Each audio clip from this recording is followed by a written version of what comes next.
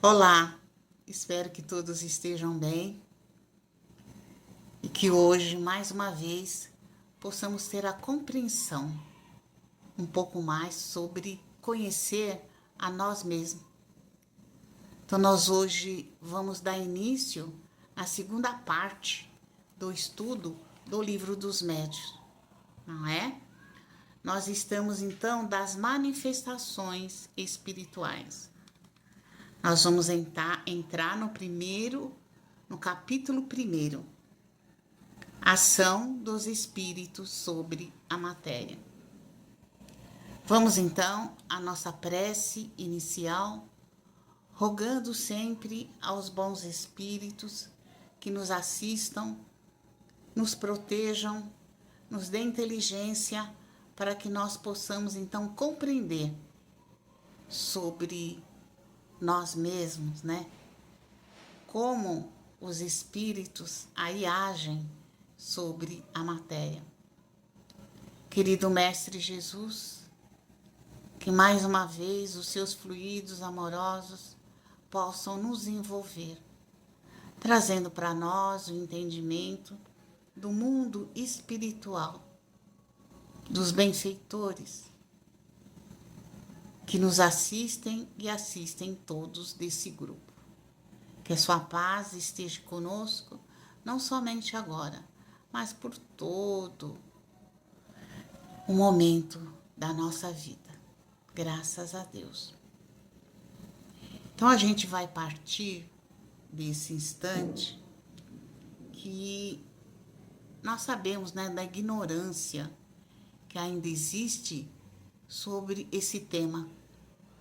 Até mesmo entre nós, aqueles que dão mais importância para a manifestação do que entender como essa manifestação ocorre. Não é verdade? Então, nós vamos ver que o fato, então, das manifestações, nada apresenta de surpreendente. Ele está dentro dos fatos naturais, que todos nós já conhecemos.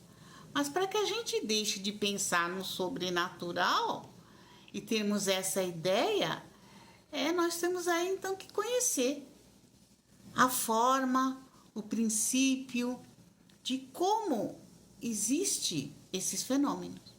Senão nós também vamos continuar aí na ignorância, né?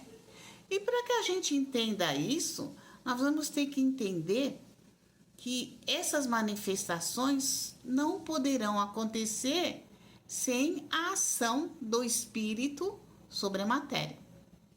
Não é isso? E por isso é que nós vamos, então, nos encher aqui, juntamente com Kardec, sobre essas manifestações. Porque, veja, as pessoas que não acreditam, elas têm uma certa razão até de não acreditarem, né? Porque o espírito, quando a gente não conhece o espírito, a gente tem um outro jeito de pensar, né? Porque nós não vemos o espírito, né?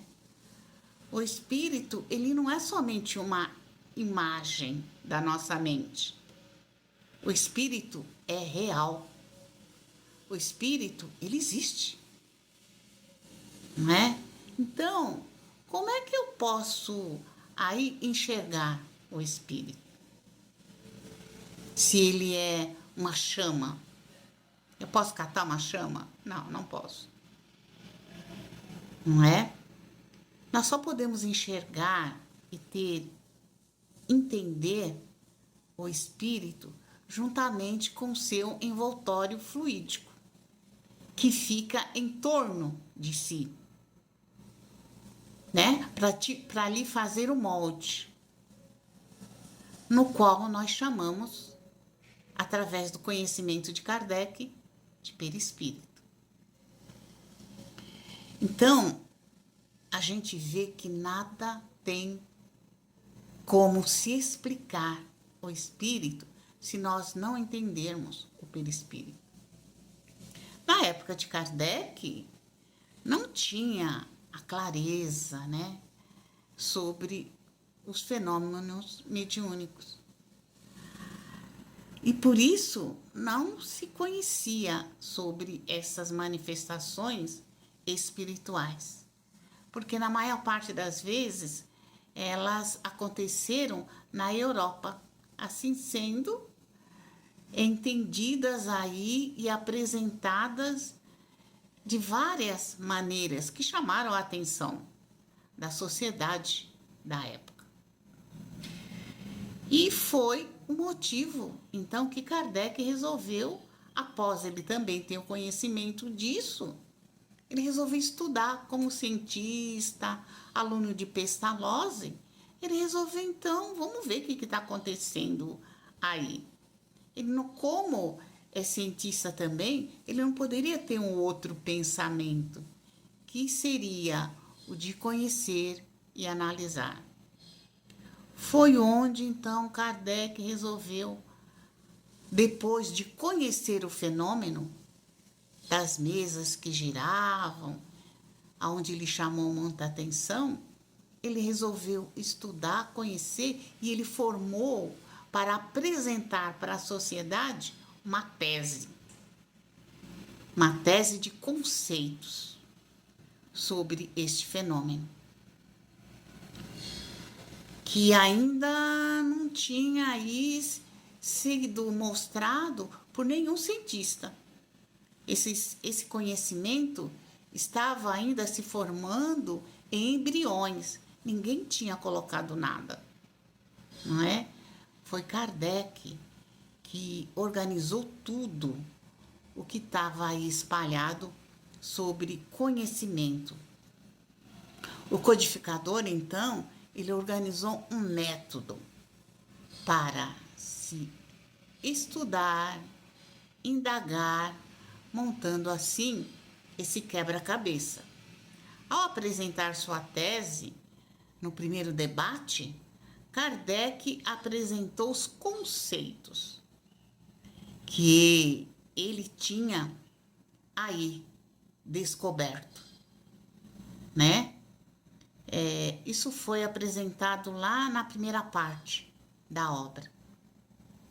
Assim, Kardec trouxe o mecanismo, ou seja, ele apresentou como essas manifestações aconteciam, como elas eram trazidas, essas mensagens, pelos espíritos.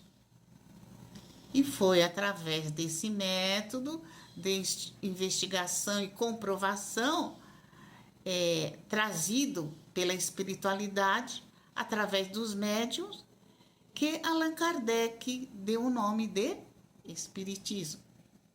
Até então, esse nome não existia, porque ninguém ainda, como eu já disse, tinha um entendimento da natureza dos espíritos. Após isso, o sobrenatural deixou aí de existir e passou para um fato natural. Mediunidade já existia, viu, gente? Não foi o espiritismo que inventou a mediunidade. Kardec ele inicia sua tese partindo do fenômeno conhecido para o desconhecido, que a humanidade conhecia até aqui. Allan Kardec ele coloca o que está atrás das manifestações espirituais. O codificador, ele divide, ele estrutura didaticamente, nos informando e apresentando cada conteúdo dessas manifestações, mas dentro da lógica, não é? Allan Kardec, ele nos mostra as condições morais que envolve a mediunidade e também a nossa responsabilidade que temos como espíritos que somos. Em resumo, Kardec mostra em sua tese o que é o homem. Vamos conhecer um pouquinho, a partir de então, a existência da alma. Kardec, ele nos apresenta, então, o espírito no corpo de um outro encarnado. E é nesse instante, nessa fase da apresentação da tese de Allan Kardec, que ele vai nos demonstrar que o homem é constituído de 3 partes como ser humano. Ele nos apresenta a primeira parte do homem, que é constituída pela existência de quem? Do espírito, o ser inteligente da criação, onde reside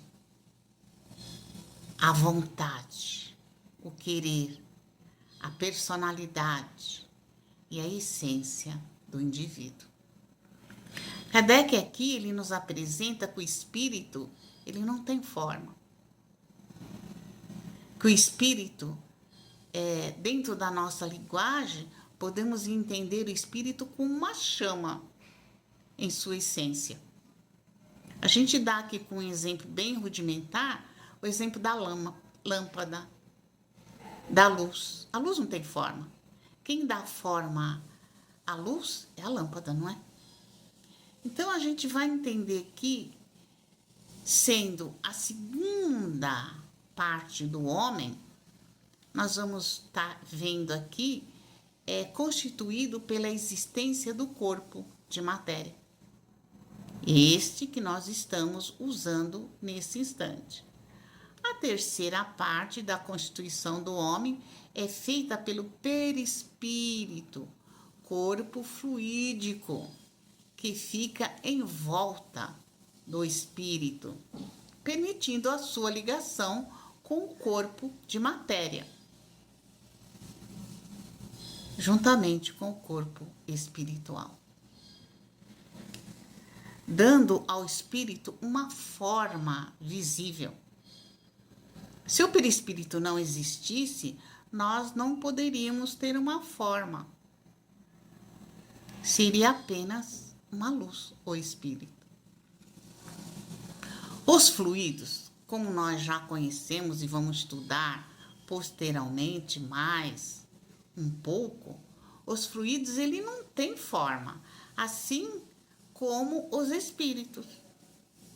Quando desencarnados, nós continuamos com a mesma forma do nosso corpo físico, através do molde que o perispírito nos fornece, realizado pelo espírito, que continua atuando na minha mente, mesmo após eu ter deixado o corpo de matéria e voltando para a pátria espiritual.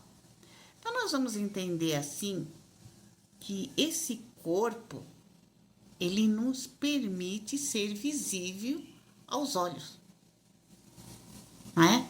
De desencarnados e de encarnados. É assim que nós reconhecemos os nossos entes queridos que já foram antes de nós. O perispírito, nós temos que entender bem essa constituição. O perispírito não tem memória, porque quem pensa é o espírito. O perispírito não é o espírito. O perispírito é um campo magnético que envolve a luz. A luz acaba dando forma ao espírito. Ela forma por conta disso. Então, vejamos aqui que o perispírito e o corpo material, é um envoltório semimaterial do espírito. O perispírito é, então, um campo magnético em torno de nós, espíritos. Ele é como se fosse uma roupa. O perispírito não pensa, não tem vontade. O perispírito não é a sede da memória. O perispírito, ele expressa a memória. Porque a mente do espírito se liga, se irradia, se expressa para o perispírito. A memória está no espírito, em sua essência. Vejamos então aqui que o perispírito, o pensamento do espírito aparece no perispírito, quando ele fica aí remoendo as suas tristezas e seus traumas. E aqui, Francisco Cândido Xavier, através do espírito André Luiz, ele nos trouxe um outro entendimento, colocando que nós temos, então, um quarto corpo, que não está aí nas obras fundamentais da doutrina espírita. Ele coloca que nós temos um corpo mental. O que vem a ser esse corpo mental? Os espíritos superiores nos mostram que o corpo mental é o corpo que só existe na nossa mente. Este corpo mental, ele não é real. É uma imagem que eu faço de mim mesma. Eu tenho uma imagem de como eu sou dentro da minha cabeça. Que eu fico aí pensando 100 anos. Isso está onde? Dentro do meu inconsciente. Certo? Por quê? Em 100 anos de vida, eu fico ali olhando o meu rosto. Todos os dias. Assim, eu crio esse condicionamento. De que este é o meu rosto. Este é o meu corpo. Quando eu desencarno, eu, espírito, saio para viver a vida espiritual. Não é isso? Com a imagem do corpo físico que eu tenho dentro do meu corpo mental, modelada pelo perispírito. Assim sendo, gente, nós vamos entender aqui que o perispírito tem a imagem que eu crio na minha mente. Ele tem a imagem que eu quero que ele tenha. E é por ele que nós somos reconhecidos, então, aí no mundo espiritual. Por esse motivo, certas manifestações espirituais poderão ser enganosas em suas apresentações. Kardec chama das aparições, né? Porque se eu, espírito, me concentrar, estou desencarnada, se eu me concentrar bem, se eu quero assustar alguém, se eu me concentro bem que eu sou uma cobra, eu vou me tornar uma cobra. Se eu quero me representar como uma cobra, eu vou convencer a minha mente que eu tenho essa forma. Automaticamente, meu perispírito modela o meu corpo como uma cobra. Na medida que eu enfraqueço esse pensamento da aparência de uma cobra, eu volto para a minha imagem normal. Porque eu estarei forçando algo que eu não sou, quando eu quero mudar a minha forma espiritual. Então, gente, alguns obsessores, eles são treinados, né, para realizar esse trabalho. A mesma coisa, se eu ficar me lamentando aí que eu tenho dores físicas depois que eu desencarno, que eu tenho um corpo envelhecido, com deformações físicas, eu vou convencer de que eu sou isso. Esse meu corpo mental que eu sou isso. Então, eu serei reconhecida no mundo espiritual com esse modelo que eu fiz de mim mesma. O perispírito, ele é a chave que envolve a questão da mediunidade.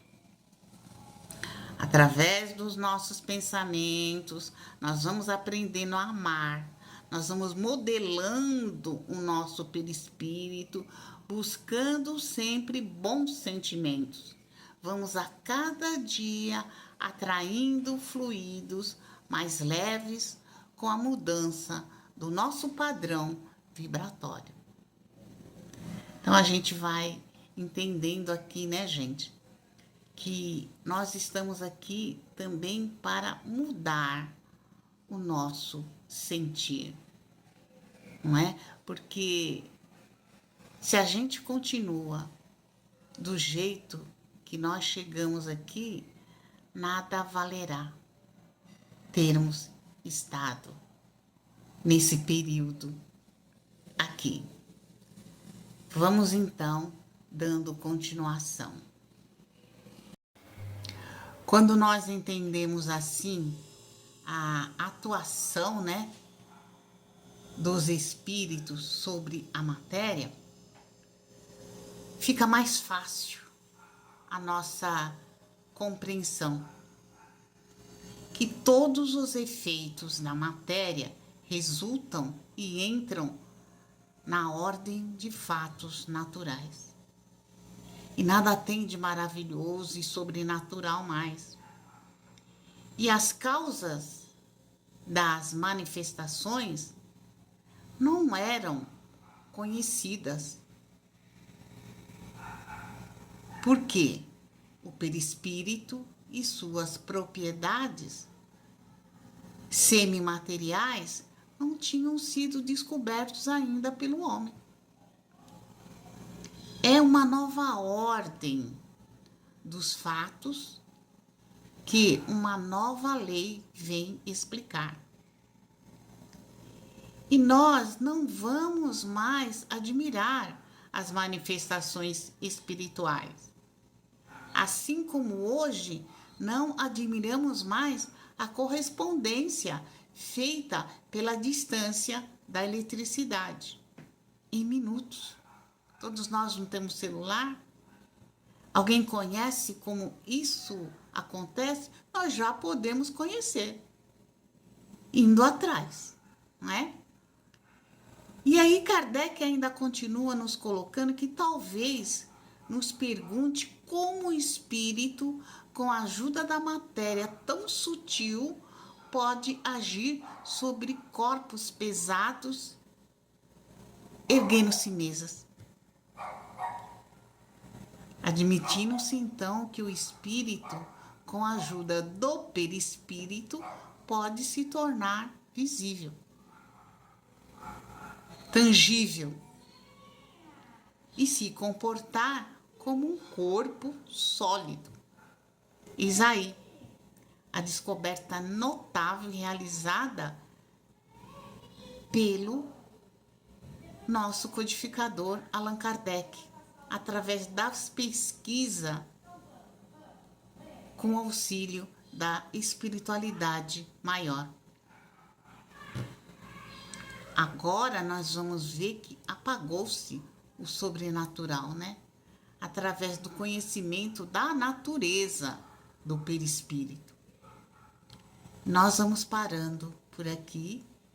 Na próxima aula, vamos entender um pouco mais sobre as manifestações físicas.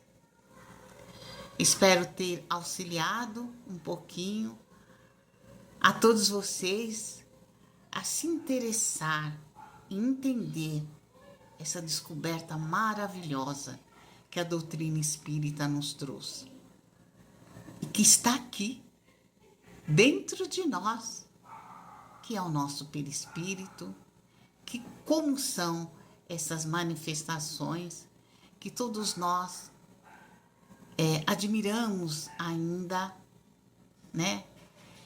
Essas manifestações que nos ensinam a sermos um pouco melhor do que quando aqui chegamos. E Jesus abençoe a cada um de vocês. Até a próxima.